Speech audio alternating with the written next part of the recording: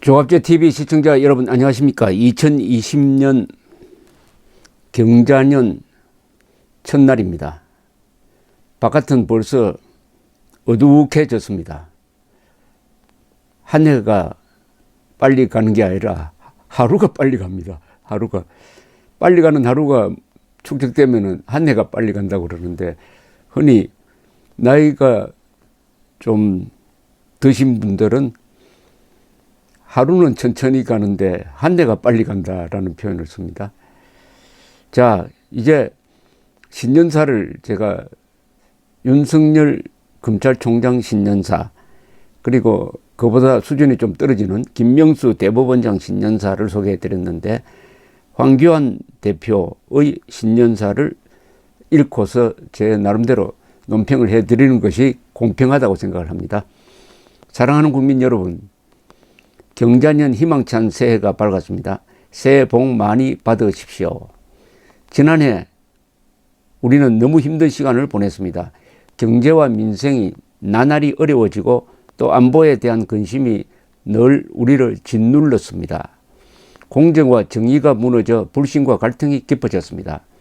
권력을 잡은 힘있는 세력이 정치와 국회를 독점해서 국민의 피땀 같은 예산안을 날치기 하고, 선거법도 결국 날치기 했습니다. 공수처법도 마찬가지였습니다. 대한민국이 큰 위기에 봉착한 한 해였습니다. 새해에는 달라져야 합니다. 경제가 활력을 되찾고 안보가 힘을 되찾아야 합니다.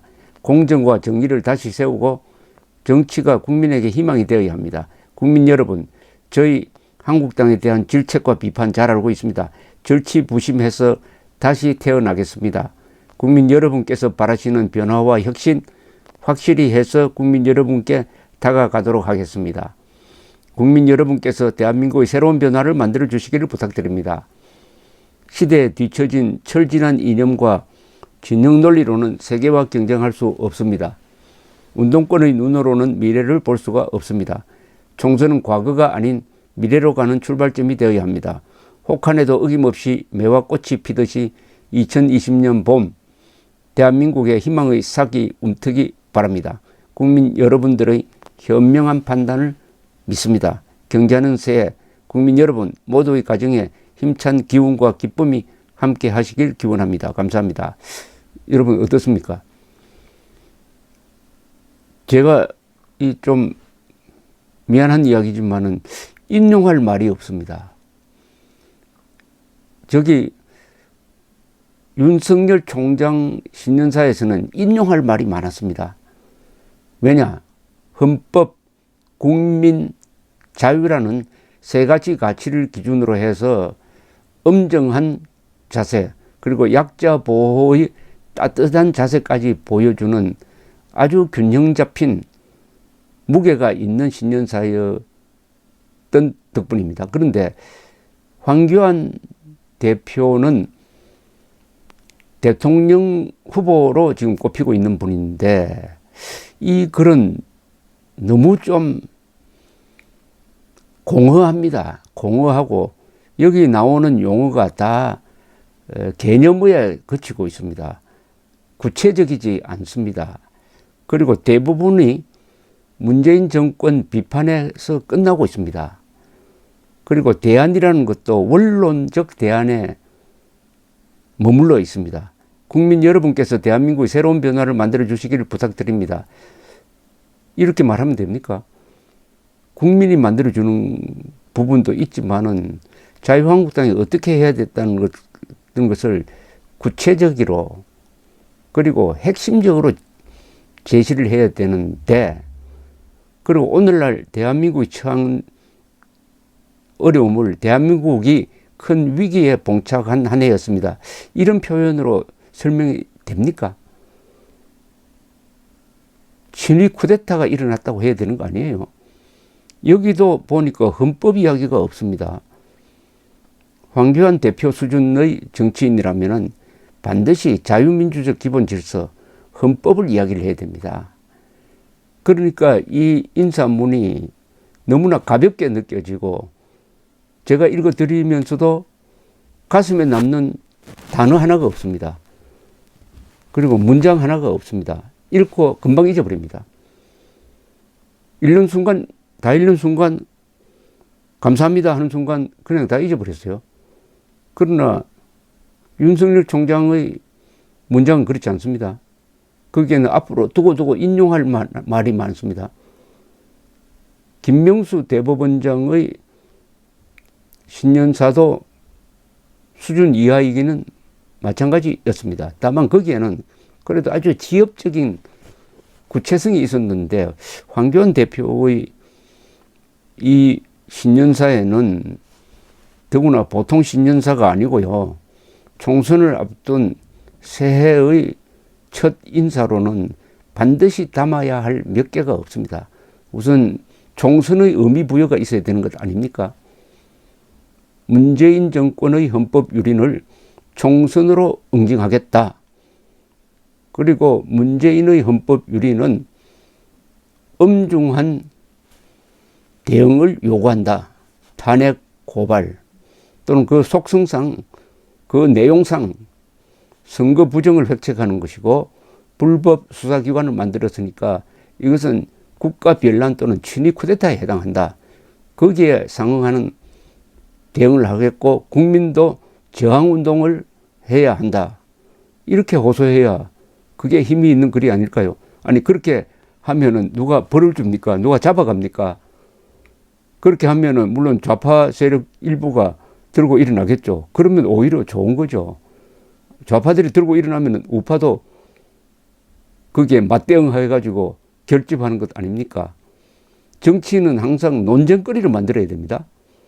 논쟁거리는 뭡니까? 일단 먼저 욕을 먹어야 돼요. 그 다음에 그 욕에 대한 당당한 대응 자세를 보여줍니다. 그러면 이기는 겁니다. 지금 황교안 대표는 덕담으로 끝내려고 합니다. 지금 체제가 지금 전복되고 있는데 덕담 수준입니까? 아니 선박이 지금 30도 40도 막 기울고 있는데 저 노을 보면서 경치 좋다 이렇게 할 때입니까 지금?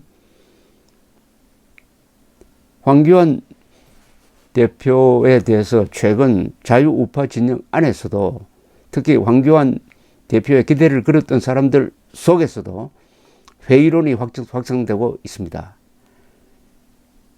이분이 연설을 하면 좀 길게 하는데 대중연설도 한 20분 하는데 들을 때마다 실망감을 표시합니다. 핵심을 잡지 못한다. 그리고 너무나 공무원 같다. 대통령과 만나서 회담할 때도 적어간 걸 읽는 수준이면 되겠습니까? 대통령도 인사말을 할 때 A4 용지를 가지고 읽는다고 하는데 야당 대표가 대통령을 만나서 원고지 가지고 이야기를 해야 됩니까? 머리에 다 들어와 있어야 되는 것 아니겠습니까? 쉽게 말하면은 정치적 상상력의 부족. 이것은 이분이 오랫동안 몸담았던 관료주의와 관계가 있을 것이다. 그리고 자유한국당의 병폐인 관료주의, 기득권, 그 안에 지금 포위가 되어 있다. 그리하여 정광훈 목사와 같은 이 이승만 광장 세력을 멀리하려고 한다. 정광훈 목사가 내일 영장실질 심사를 받게 되어 있는데 황교안 대표가 이 문제에 대해서 의미 있는 발언을 오늘 했었어야 되지 않을까요? 그렇게 해야 내일 실질 심사를 판단하는 판사가, 영장 담당 판사가 좀 신경을 써서 공정하게 영장 심사를 하지 않았을까요? 지금 운동장이 기울어져 가지고 지금 수사기관과 정권과 법원이 완전히 정광훈을 잡는 방향으로 나아가는 구도인데 여기에 균형을 맞춰야 될 사람은 황교안 대표인데 자유한국당이 이 문제를 구경 삼아서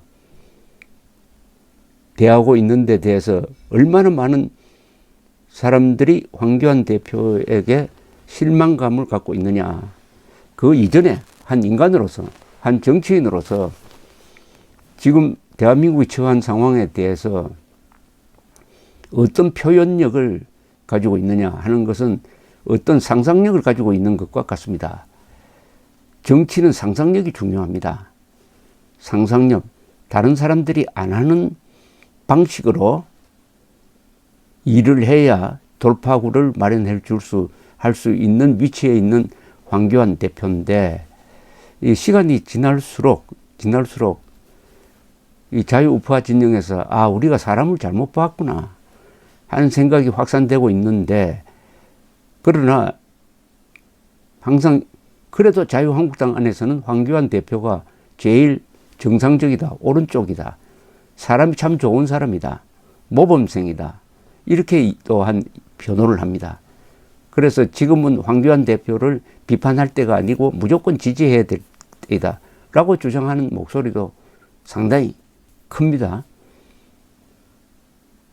그런데 과거의 예를 보면은 비판해서는 안 된다 하다가 결국은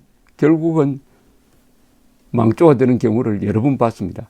가장 비근한 예로 2017년 5월 대통령 선거를 앞두고 홍준표 씨가 당시에 자유한국당 후보로 나왔습니다. 안철수도 나왔어요. 홍준표 지지율은 5%에서 출발해가지고 20%까지 올라가고 있었습니다. 그러면 그럴수록 문재인이 유리해지는 구도였습니다. 한때 안철수 후보가 문재인보다 앞설 때가 있었습니다. 그러나 홍준표 지지율이 올라오니까 안철수 후보 지지율이 내려가면서 문재인 후보가 다시 1등으로 돌아왔습니다. 이럴 때 저와 그리고 몇 사람의 우파 인사들은 홍준표, 안철수가 단일화를 해야 한다. 단일화 하지 않으면 필패다라고 이야기를 했습니다. 그때 많은 비판을 받았어요. 왜 홍준표를 지지해야지? 왜 단일화를 요구하느냐? 그때 저의 논지는 홍준표 찍으면은 문재인 된다. 차악을 선택을 할 필요도 있다. 홍준표, 안철수 두 사람 중에 누가 되든지 문재인보다는 낫다. 그런데 어떻게 됐습니까? 홍준표 지지자들은 홍준표를 찍으면 홍준표가 된다는 겁니다. 그래서 여론조사를 믿지 않았습니다. 모든 여론조사는 홍준표, 안철수가 표를 갈라가지고 문재인이 압도적으로 된다는 결과가 나와 있었는데, 투표 하루 전에도 그 책임 있는 자리에 있었던 사람들도 홍준표가 내일 당선된다는 엉터리 여론조사를 SNS로 돌리고 있었습니다. 그래서 41%의 대통령을 만들어낸 것은 중도 보수 통합에 실패한 때문이죠. 이 박근혜 탄핵이 지금 이번 총선까지 포함하면은 3차례 탄핵의 저주가 내려질 가능성이 있습니다. 2017년 5월 대선을 망쳤고, 2018년 6월 지방선거를 망쳤고, 이번 총선도 망치면 3번 망치는 겁니다. 3번 망치는 것을 다 피할 수가 있었습니다. 자유한국당의 리더십이 있었으면. 오늘 신년 할애회에서 황교안 씨는 탄핵에 대해서 탄핵을 정리해야 된다는 의견 개진을 하지 않고 그냥 탄핵을 덮는 쪽으로, 뭉개는 쪽으로 가려고 하는 뜻을 밝혔는데, 이것도 3번째의 탄핵의 저주를 부를 행동입니다. 일을 저지르는 사람이 그것을 뭉개고 넘어갈 수가 있습니까? 아니, 일을 저지른 사람이야 뭉개고 싶죠. 덮고 싶죠. 그러나 그것을 뻔히 지켜보고 있는 국민이 있는데, 아니, 국민이 덮어야지. 나쁜 짓을 한 사람이 덮겠다고 하면은 그게 적반하장 아닙니까? 등등 이런 뜻을 포함을 해서 오늘 공허한 황교안 대표 신년사를 소개를 해드리게 된 것을 상당히 유감으로 생각하는 바입니다. 감사합니다.